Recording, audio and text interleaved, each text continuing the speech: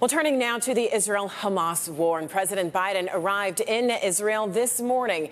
It's his second visit to a war zone this year to show his support for the country as its war with Hamas ramps up. NBC5's Sandra Torres joins us live right now with what the president had to say this morning after landing in Tel Aviv. Sandra. Good morning, JC and Michelle. The president landed in Israel just before 3 a.m. our time. And as part of his visit, he's meeting with first responders and families who have lost loved ones. It comes just one day after a deadly strike on a hospital in Gaza City. I was deeply saddened and outraged by the explosion at the hospital in Gaza yesterday. And based on what I've seen, it appears as though it was done by the other team, not you.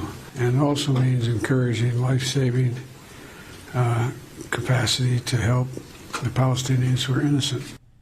The violent attack derailed President Biden's plans to visit Jordan in a four-way summit there with Middle East leaders. It was called off amid confusion over who is responsible for the blast. Officials in Israel and Gaza blame each other. For now, President Biden says he's meeting with Israeli Minister Benjamin Netanyahu to discuss not only the country's military strategy, but also efforts to minimize civilian casualties.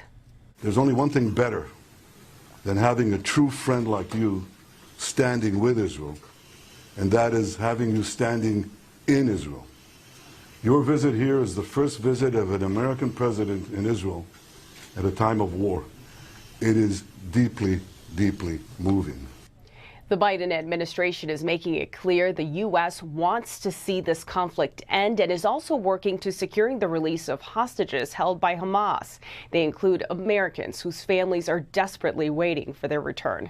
President Biden is considering asking Congress to approve a $100 billion funding request that includes defense aid for Israel. Back to you, JC.